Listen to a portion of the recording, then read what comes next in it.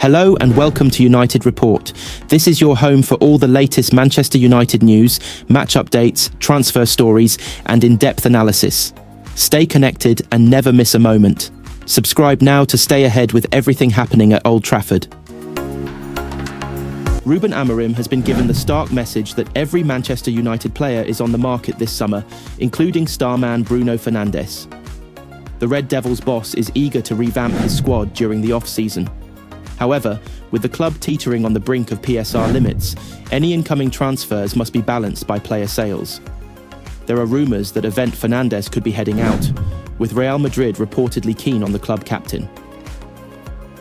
While Amorim has brushed off the idea of losing one of his key men, ex-United defender Mikael Silvestre has warned that anything is possible given the club's financial position.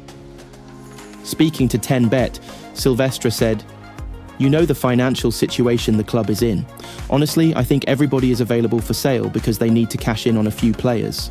Despite having that status of being the best performer this season and the captain, I think if the right offer would come, United would open the door. You know, it's a matter of the financial situation. They're not able to definitively say a particular player is out of bounds. So even Bruno could be shown the door and allowed to make his choice if the right offer came in." Despite the speculation, Amorim remains firm in his stance that Fernandes is not for sale. In the run-up to Tuesday's 1-0 loss at Nottingham Forest, the head coach declared, "No, it's not going to happen. That becoming more competitive is the challenge. I want Bruno here because, maybe in the lowest moments of our season, we want to win the Premier League again, so we want the best players to continue with us." Silvestre reckons the club should look within for a replacement if Fernandes did move on. He said, "I'm not sure it was anticipated that Fernandes would have been playing in this role, but Kobbie Mainoo was injured and Mason Mount has been out for a long period, so it's not clear how they would replace him. I don't think they would be in the position to spend big unless there's a massive transfer fee coming in. Right now, since you are rebuilding the team, I don't think the club should go again for established well-known players. Right now, I think they should look in-house." Meanwhile, Mainoo's future at the club remains uncertain as he stalls over a new contract.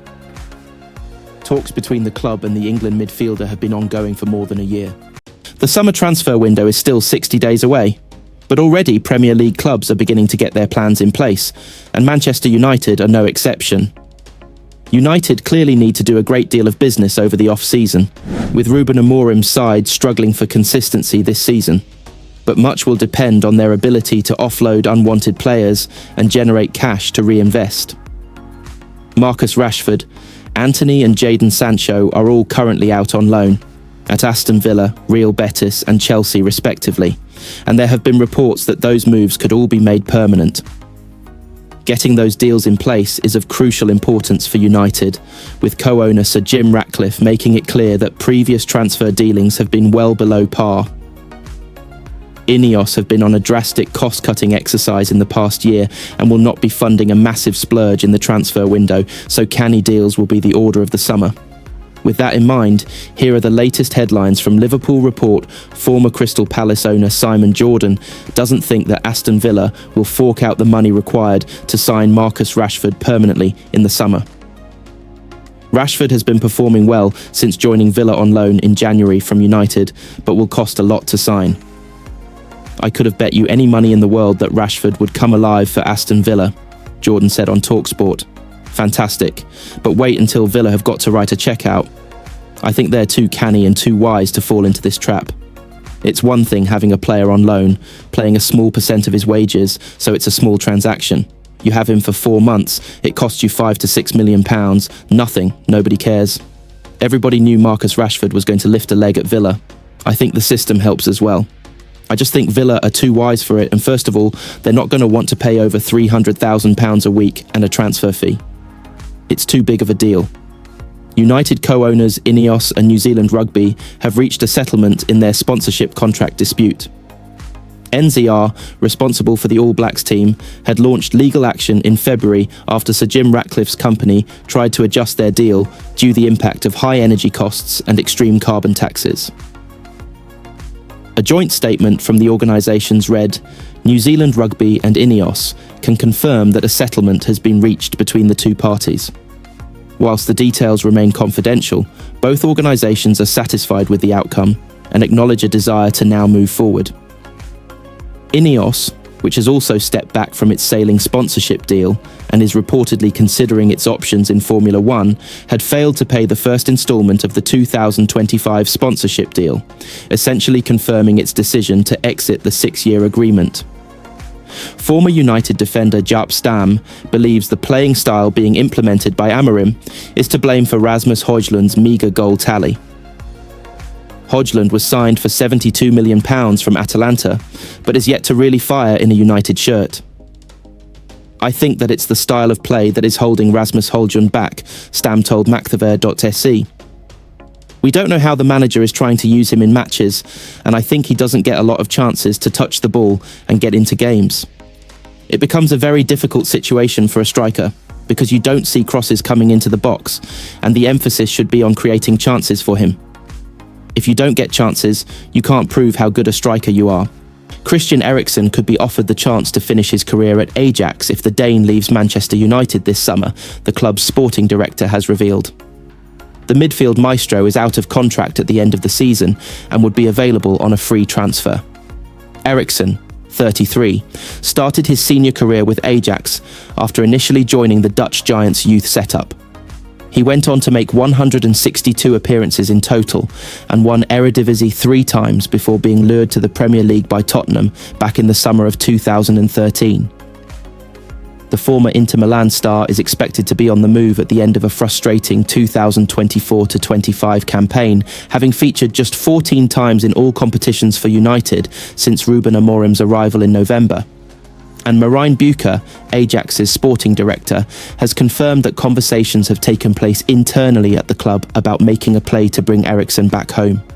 He is one of the players who has performed fantastically with us in the past that we are thinking about, he told ESPN. There will be multiples in the media. Other names mentioned are those of Dusan Tadic and Daley Blind. Such players are always an option, to look at it. It has to fit into the phase we are in though, in the salary structure. You also don't want to block youth players coming up. That we are open to thinking about it is clear, only it has to fit into the overall picture for the future. While Manchester United are currently languishing in the bottom half of the Premier League table, Ajax are enjoying a fine season under Francesco Farioli and are 9 points clear of PSV Eindhoven at the Eredivisie summit as they close in on what would be a 37th domestic title. Speculation over Eriksen's future has been rife in recent weeks after he recently confirmed to Dutch outlet TV2 that he had heard nothing over a new contract at Old Trafford. Eriksen said, "I haven't been told anything, and since I haven't, I assume the collaboration will end. That's how I interpret it. Everyone knows my contract is expiring, so I expect there's only one way this will go. I haven't thought much about it. In my mind, I'm prepared to find something new. What that will be, I haven't decided yet. I don't have anything specific that I really want to try, so I'll see what comes along and what fits me and my family." Manchester United co-owner Ineos and New Zealand Rugby have announced a settlement has been reached in their sponsorship contract dispute. It comes after NZR, responsible for the All Blacks team, launched legal action in February.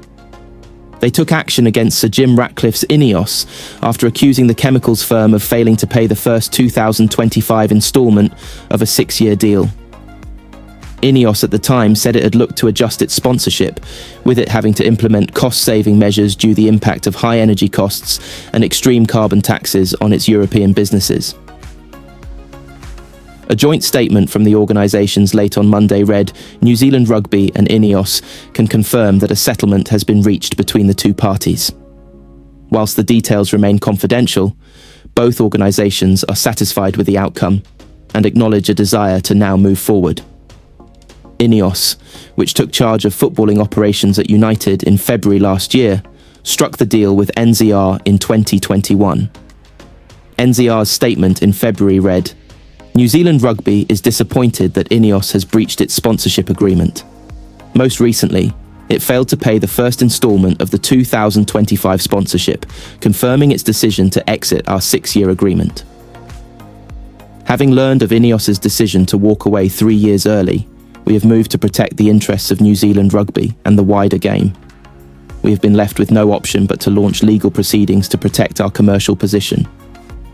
INEOS's subsequent statement read, "Trading conditions for our European businesses have been severely impacted by high energy costs and extreme carbon taxes, along with much of the chemicals industry in Europe, which is struggling or shutting down. We are witnessing the deindustrialization of Europe. As a result, we have had to implement cost-saving measures across the business. We sought to reach a sensible agreement with the All Blacks to adjust our sponsorship in light of these challenges. Unfortunately, rather than working towards a managed solution, New Zealand Rugby have chosen to pursue legal action against their sponsor.